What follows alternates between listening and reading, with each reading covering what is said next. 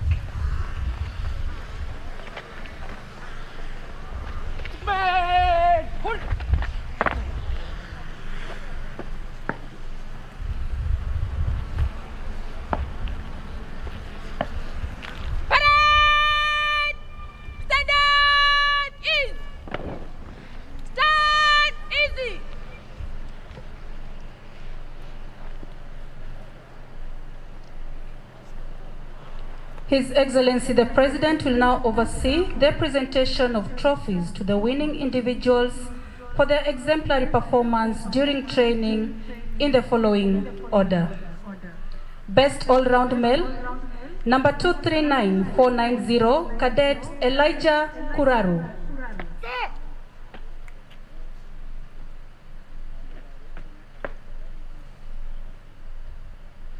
He will be awarded a trophy.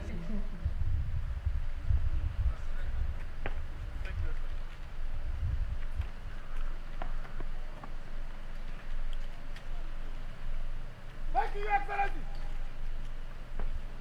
Best All-Round Female, number 239321, Cadet Rahima Sharif.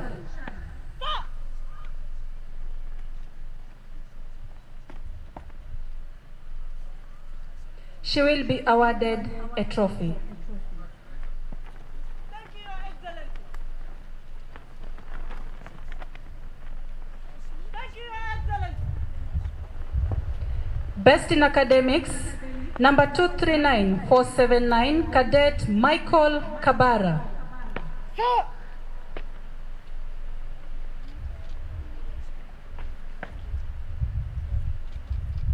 He will be awarded a trophy.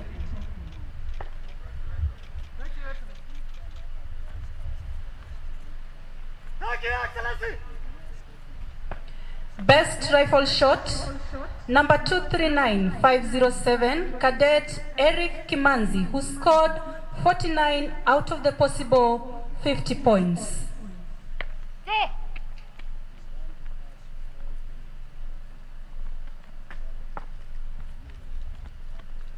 He will be awarded a trophy.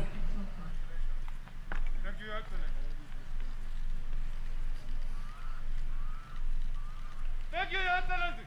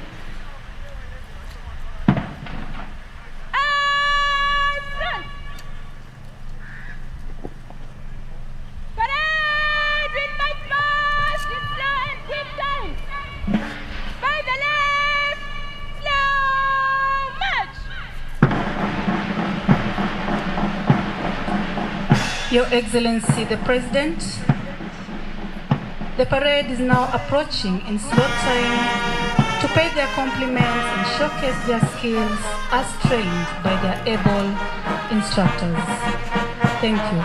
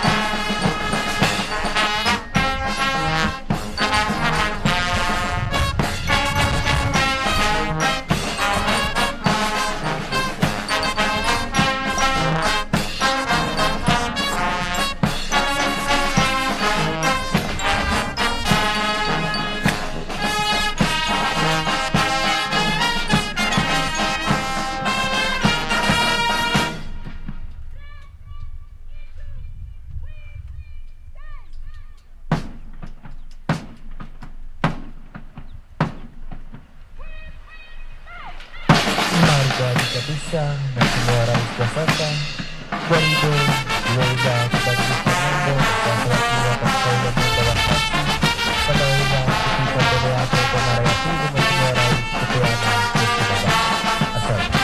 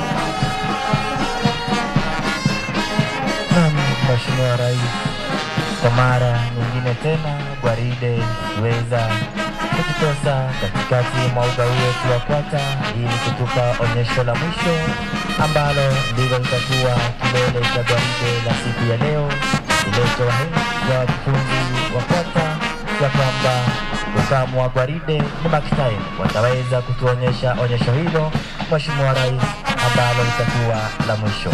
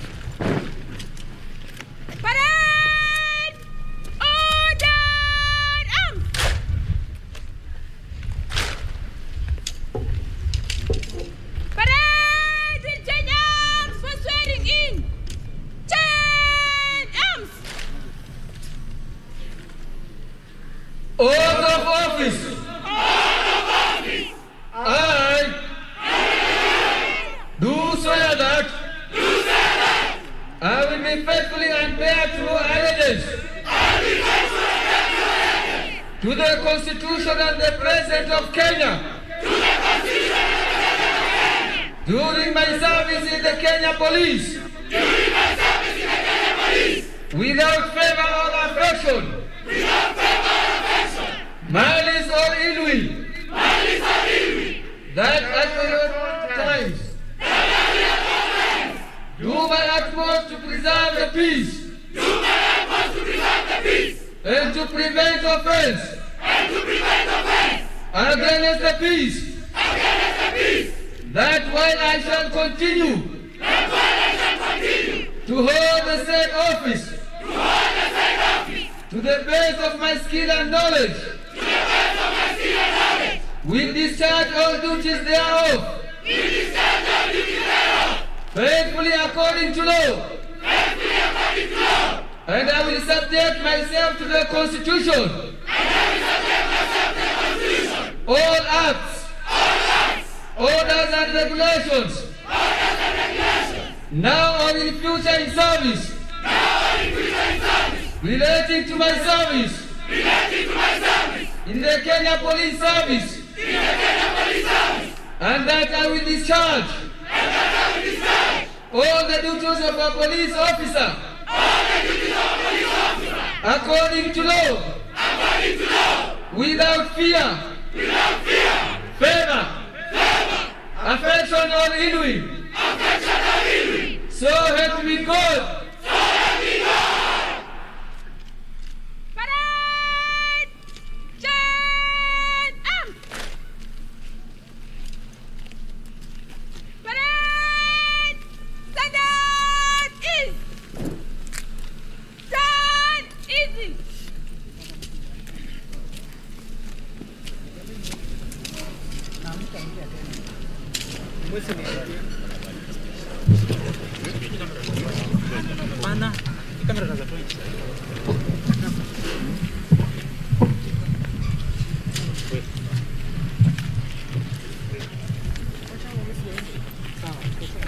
Your Excellency the President and Commander-in-Chief of the Kenya Defense Forces, Cabinet Secretary is present, Chief Administrative Secretary and Permanent Secretary is present, senior officers present, invited guests, passing out cadets. I wish to take this opportunity to invite all guests to National Police College Main Campus, Kiganjo. We have had a chance of talking to these 298 cadets. This is the first one in the history of the Kenya Police Service to recruit such a big number. And with that, I would like to invite the Inspector General National Police Service to come and continue with the rest of the program. Thank you, sir.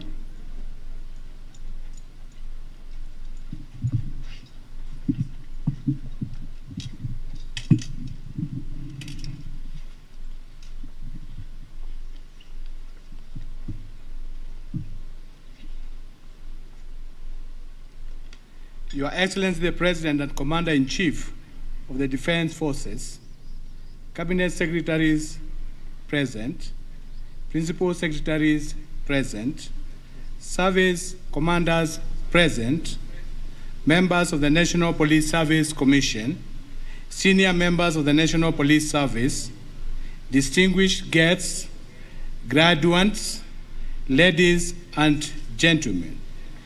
Your Excellency, on behalf of the National Police Service, I welcome you to the National Police College Main Campus, Kiganjo.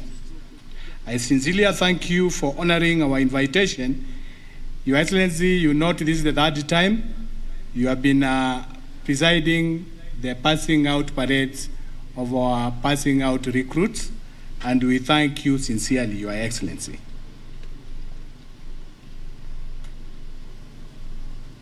These officers were taken through a very comprehensive curriculum with relevant theoretical and practical exposures designed to equip them with competencies and desirable characters of aspired ranks. This team is composed of various professionals Amongst them are medical practitioners who will be instrumental in operationalizations of the National Police Service Hospital currently under construction. Experts from other fields, including lawyers, will be deployed to specialized units within Directorate of Criminal Investigations, while educationalists will eventually boost our training institutions, such as the National Police Service Senior Staff College, Ngong campus. Your Excellency, these officers are entering the service as middle managers. A lot is expected from them by the officers and members of the public in terms of management and leadership skills, values and integrity, professionalism and accountability as product of the ongoing police reforms. These officers are destined to become deputy station commanders, head of crime branch stations, investigators, platoon commanders, and other operational and administrative roles they will be deployed to. By virtue of their deployment, they will be instrumental in managing the forthcoming general elections. I had an opportunity to review their parade, where I appealed to their designated commanders to support them, integrate well into the police service, and mentor them into reliable police officers. Sir, it is now my humble and honorable duty to invite the Cabinet Secretary, Minister of Interior and Coordination of National Government, Dr. Fred Matiang'i. Karibu.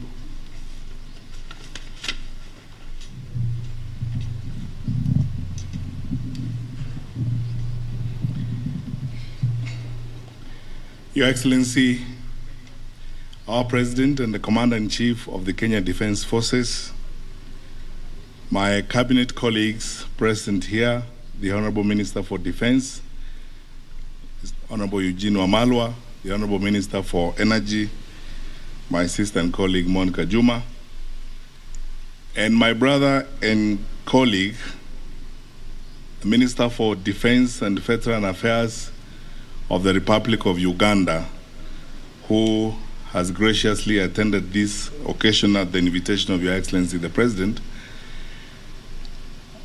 the Chief Administrative Secretaries present here, senior officials from the Ministry of Interior, led by my two colleagues, PS Interior Engineer Kibicho and PS Correctional Services, Madam Savina Kwekwe, the honorable members of Parliament who are with us here, especially the members of Parliament of the Security Committee in the National Assembly, senior leaders who are here from the entire of our police command and heads of our security agencies, Commissioner General, Prison Service, the representative of the CDF, the cadets, ladies and gentlemen.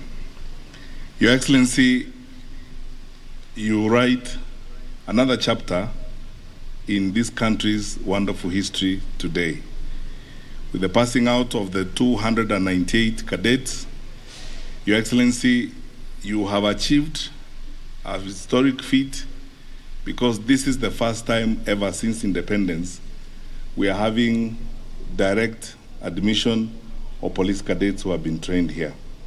This is in line with the plan that you gave the country when you came to office of moving our national police service to global standards in terms of its capacity and its performance.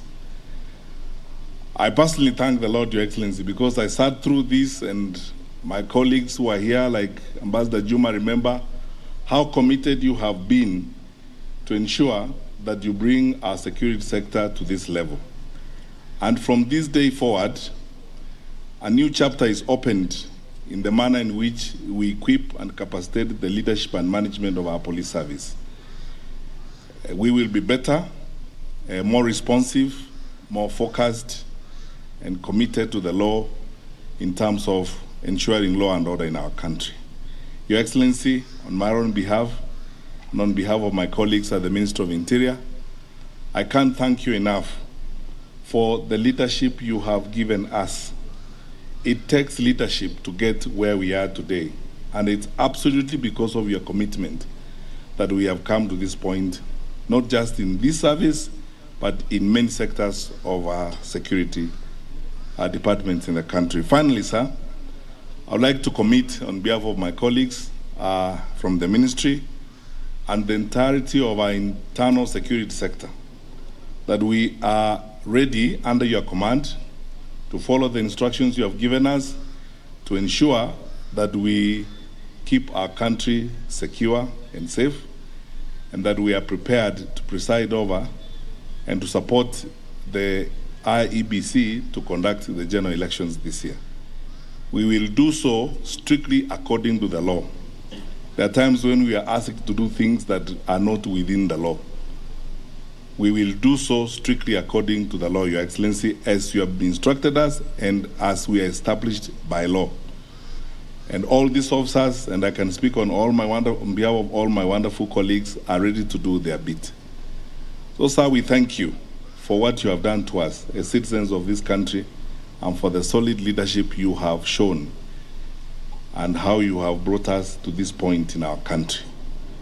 And ladies and gentlemen, all of us today are looking forward to listening to our president, and it's therefore my distinct privilege, honor, and pleasure to request you to be upstanding as I invite His Excellency, our President, to speak to us and preside over this ceremony. Your Excellency, sir. Thank you, Fred. Please be seated.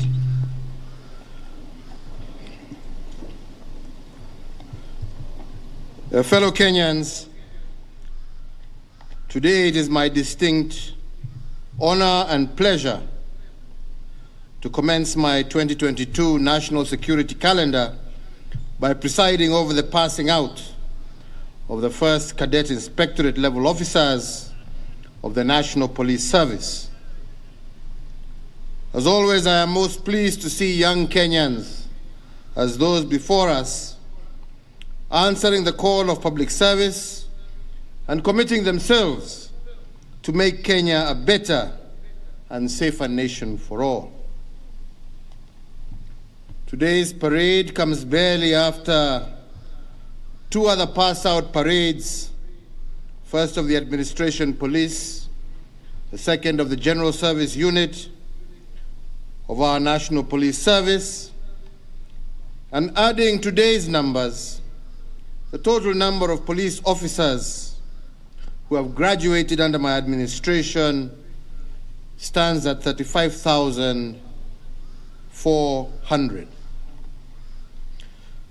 So, ladies and gentlemen, today it is a double joy as we graduate the first class to be admitted direct as mid-level managers of our police service.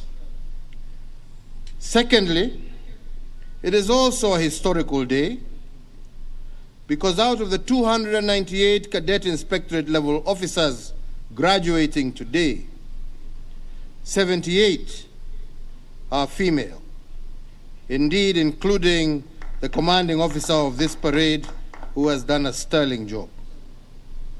This, I am proud to state, demonstrates clearly our commitment to engendering the security sector, and more importantly, our resolve to empower and to position our women in positions of leadership.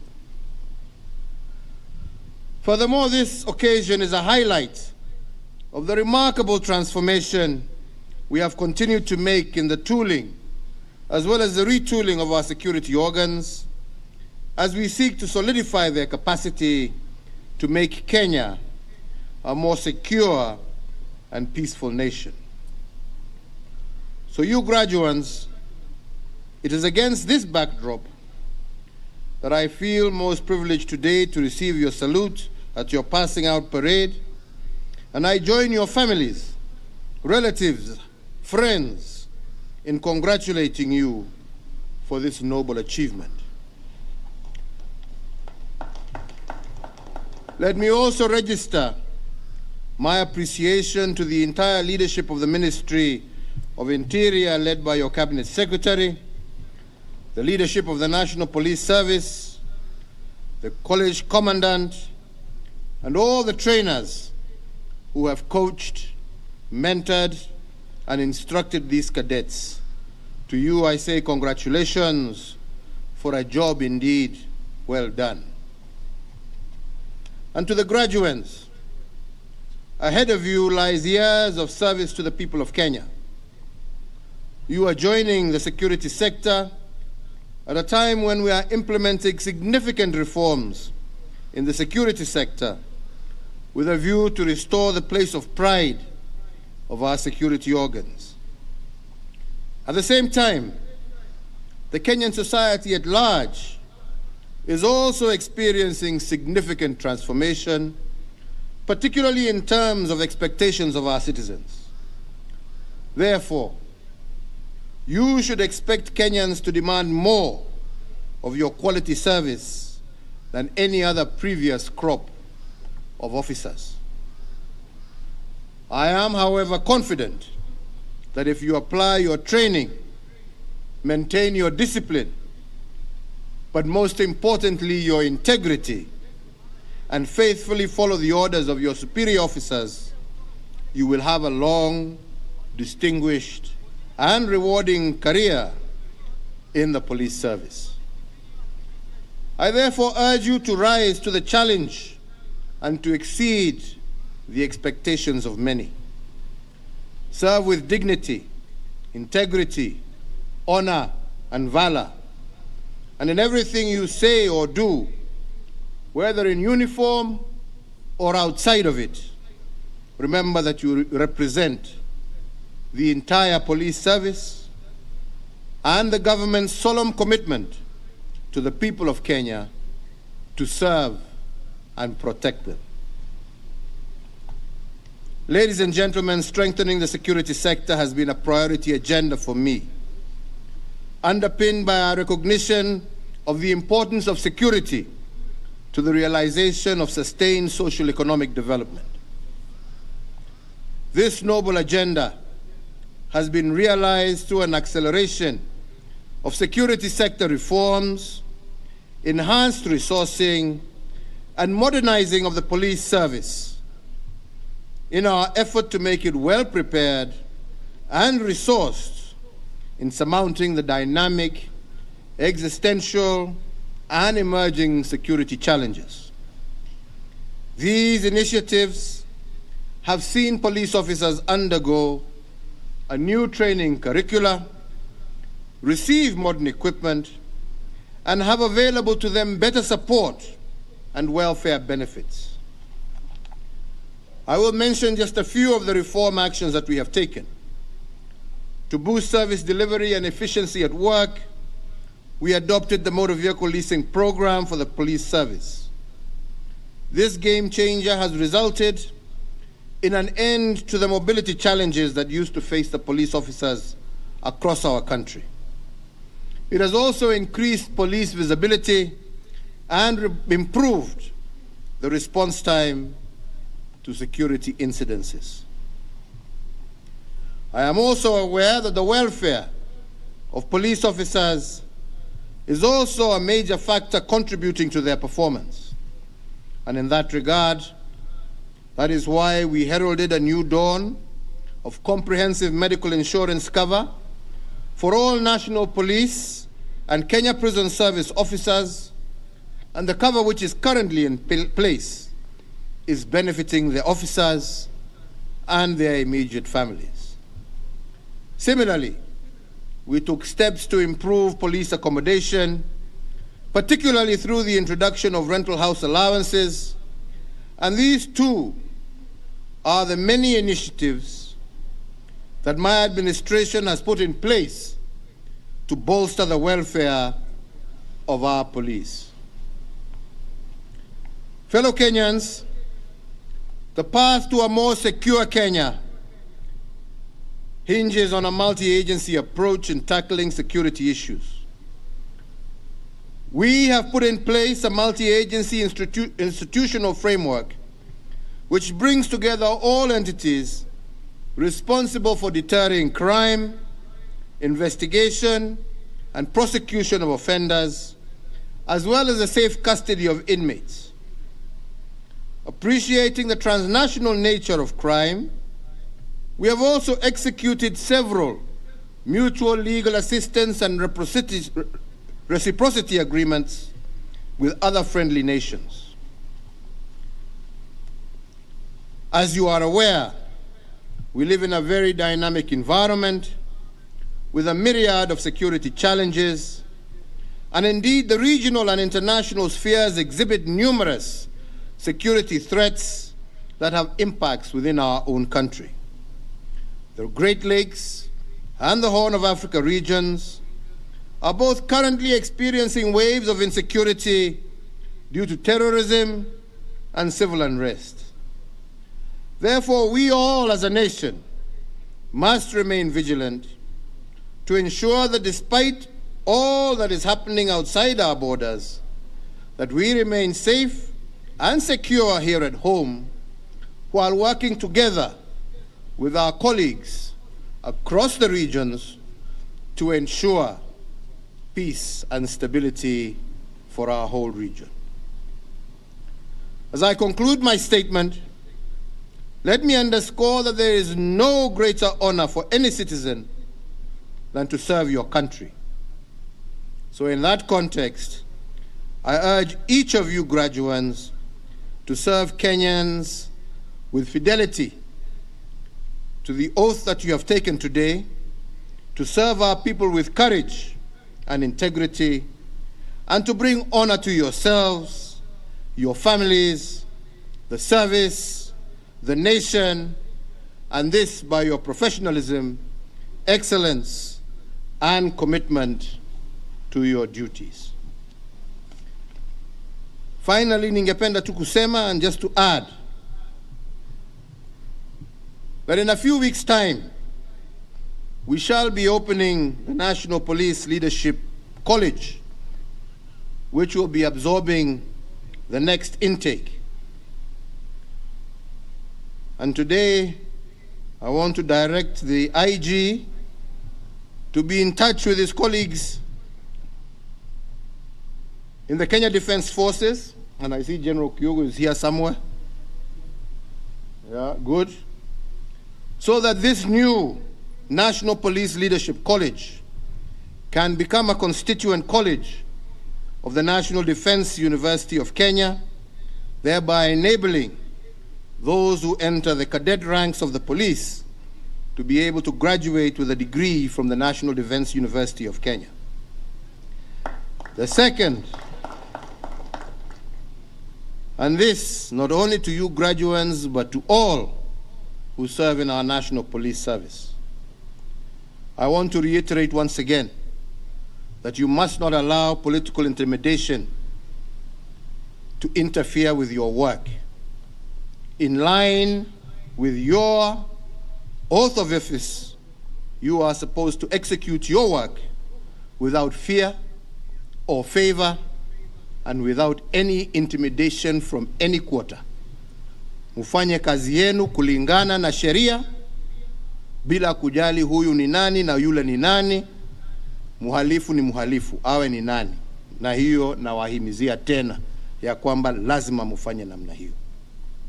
Ya pili has to do with the case of rising vandalism against some of our national infrastructural projects. As we have seen vandalism of different signboards being taken down. We have seen towers of our transmission lines coming down as a result of vandalism.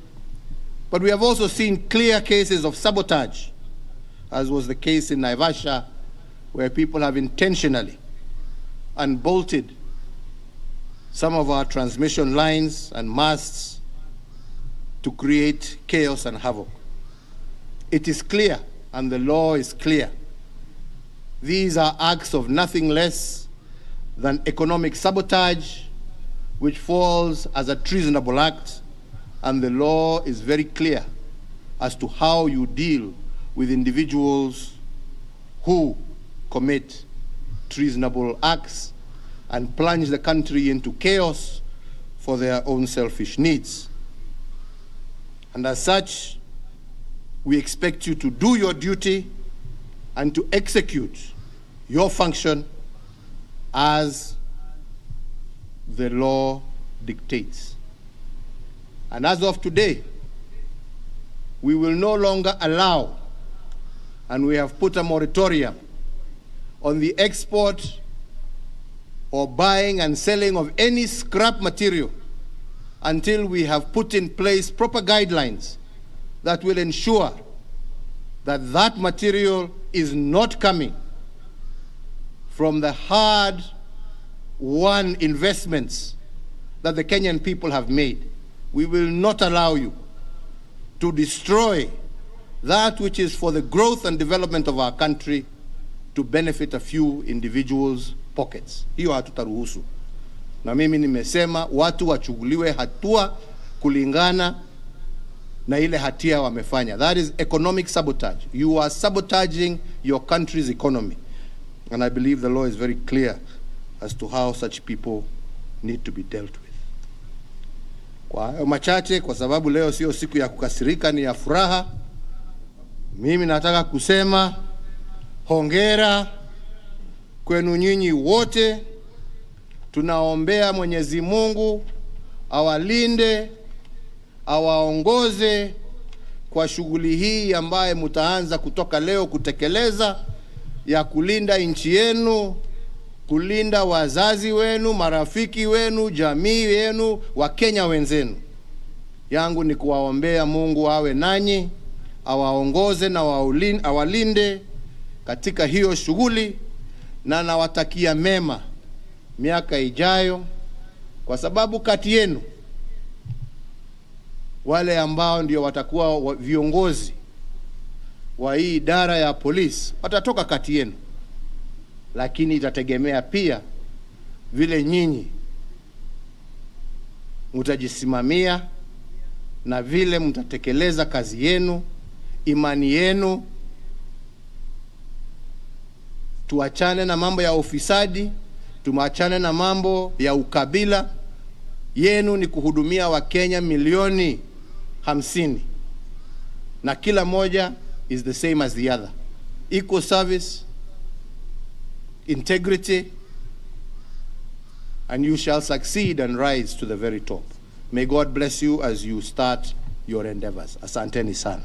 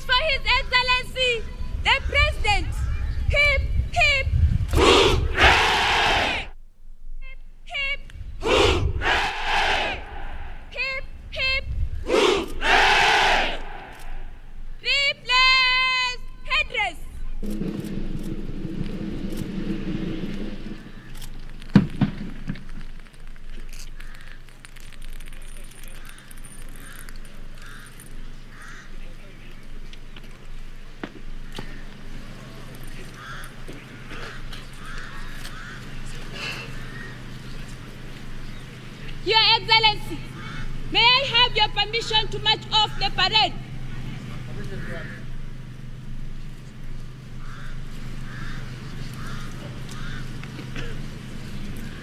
Thank you, Your Excellency.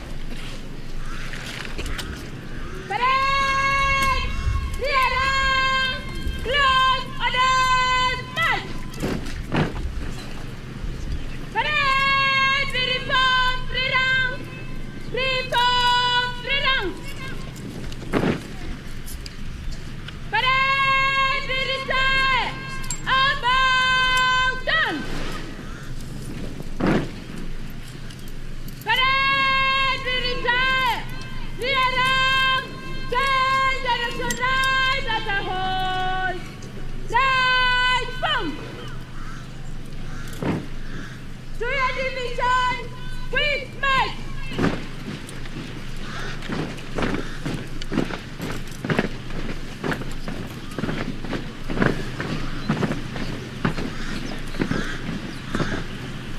Parade, advance, about time. Parade, dressing, left, dress.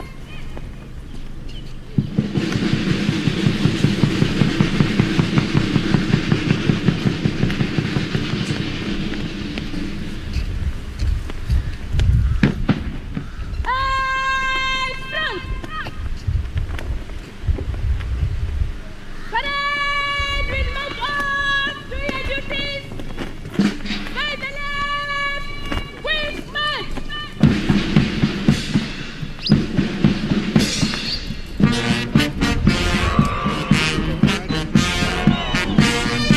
Your Excellency the President, the officers have taken oath and are now marching out of this parade ground, just out having been endowed with powers to perform duties in the National Police Service.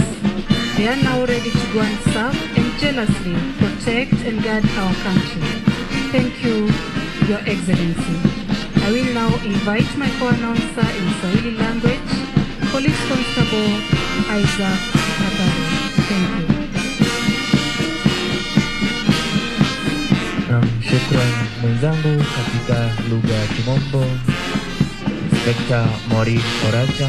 Mheshimiwa Rais, kwa sasa maafisa hawa wakiwa wameshakula kiapo, sasa wakiondoka kutoka uga wetu wa Kwata kwenda kulitumikia taifa letu la Kenya katika hali yoyote, katika vilevile nyanja zozote zile, bila ubaguzi wowote, uwe wa kirangi ama wa kikabila.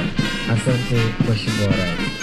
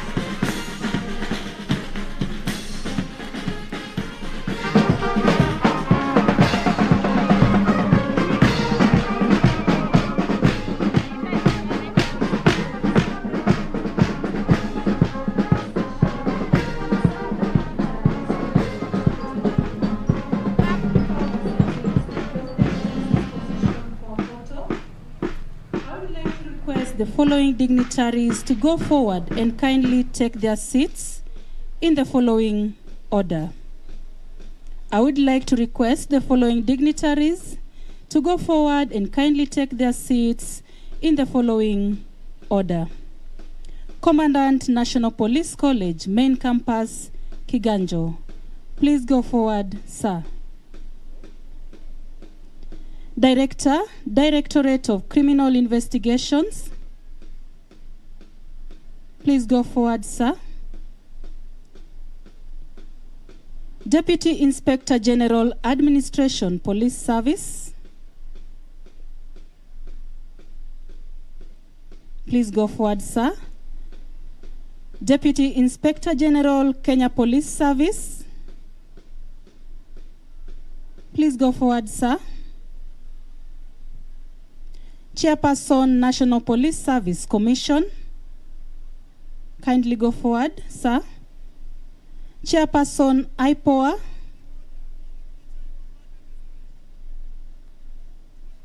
Chief Administrative Officer, Interior, Hussein Dado. Kindly go forward, sir. Chief Administrative Officer, Interior, Madam Winnie Guchu. Please go forward, madam. Cabinet Secretary, Ministry of Energy and Petroleum. Please go forward, sir. Cabinet Secretary, Ministry of Defense. Please go forward, sir.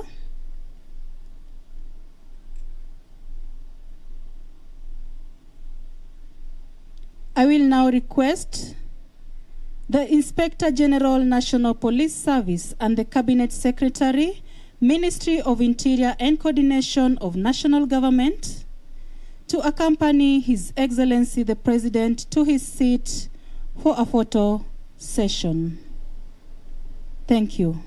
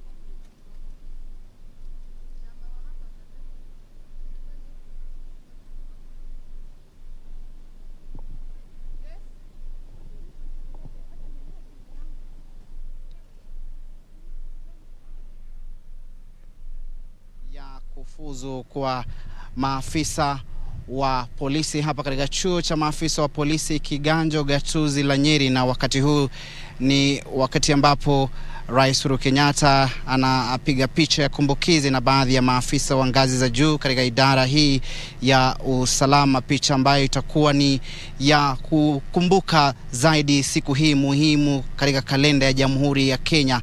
Kama alivyodokeza Rais Uhuru Kenyatta, siku hii tangia taifa hili liweze kupiga hatua kubwa katika masuala ya mageuzi katika idara ya usalama, katika lugha ya King'eng'e police reforms. Hii leo basi ni mahafali ya kwanza kwa maafisa hawa wa polisi kufanyika tangia Kenya ipiga hatua, mtazamaji, na kwa sasa msafara wa Rais unaondoka hapa katika uwanja wa chuo cha maafisa wa polisi Kiganjo, kuashiria kwamba tayari sherehe hii muhimu imeweza kutamatika. Kinachosalia sasa ni wale maafisa wa polisi kiwango cha kadeti wapatao 298 kuweza kuhakikisha kwamba wanatimiza malengo na hitaji kutoka kwa idara hii ya usalama, hasa wanapofuzu hii leo, na Rais Uhuru Kenyatta akiwapo pongezi kwa kuweza kufuzu, ikizingatiwa kwamba wamekuwa kwenye mafunzo ya miezi 9, mafunzo ambayo ni ya aina yake, ikikumbuka kwamba wanapokuwa katika mafunzo hayo, mtazamaji, wanapitia hali ngumu zaidi, na maafisa hao ambao wamefuzu wapatao 298 wakiwemo 220 wanaume na 78 wanawake wameweza kusomea taaluma mbalimbali. Kuna wataaluma ya uhandisi, wanahabari, kuna wale maafisa wa huduma wa afya ambao vilevile wamefuzu hii leo, na ni wajibu muhimu zaidi kwao kuhakikisha kwamba Kenya salama. Na nikiangazia baadhi tu ya usemi ya baadhi ya viongozi ambao wamekuwa hapa katika sherehe hii muhimu, akiwemo Inspector General wa polisi Larry Mutiambai, ameweza kudokeza kwamba sasa kinachosubiriwa vilevile kuona maafisa hao watakavyo asimamia uchaguzi, waweza kushirikiana na tume huru ya uchaguzi na mipaka nchini IBC kwenye zoezi la uchaguzi Agosti 9. Na vilevile waziri wa usalama Dr. Fred Matiang'i akiangazia mabadiliko ambayo yameweza kufanyika katika idara hii ya usalama, na kusema kwamba wao kama idara wameweza kupiga hatua kubwa zaidi. Kiongozi wa taifa ambaye ndiye amiri jeshi mkuu wa majeshi yote ya ulinzi akiangazia ile vilevile hatua ambayo ameweza kupiga kama kiongozi tangu achukue hatamu za uongozi mwaka 2013, hasa katika idara hii ya usalama, akijivunia na kujipiga kifua idadi ya maafisa ambao wameweza kufuzu chini ya uongozi wake, kidokeza kwamba ni maafisa wapatao 35,400. Vilevile Rais Uhuru Kenyatta ameweza kuwarai maafisa hawa vile walivyokula kiapo hii leo kuhakikisha kwamba wanatumikia taifa hili kwa moyo wao wote, kwa kujitolea muhanga na bila kujihusisha na masuala ya ufisadi jinamizi ambalo limeweza kutukumba kama taifa. Kumbuka kwamba hasasi hii hasa imeweza kunyoshewa vidole vya lawama kuhusiana na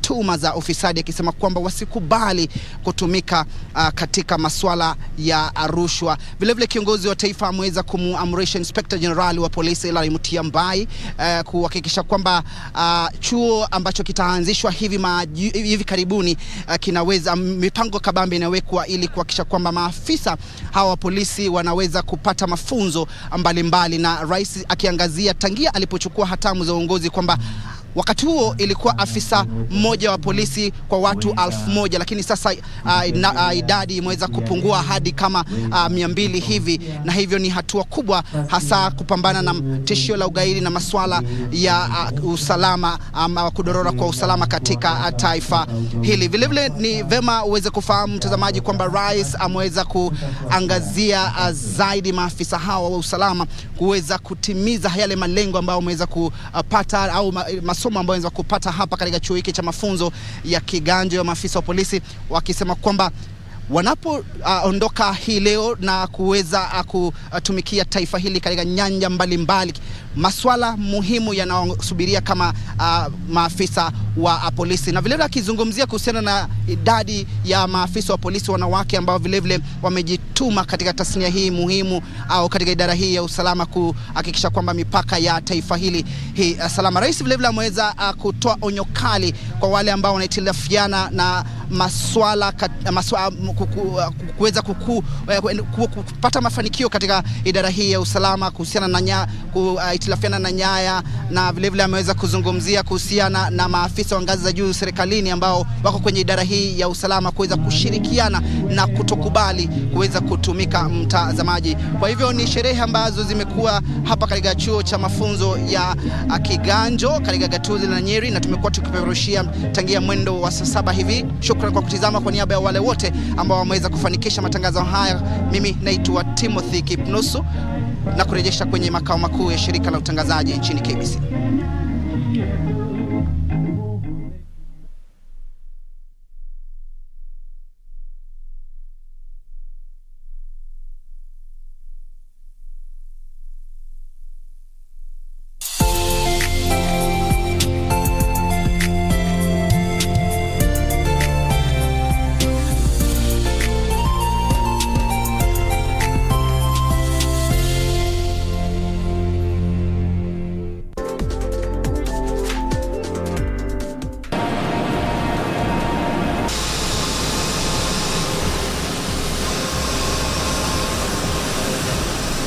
Forces.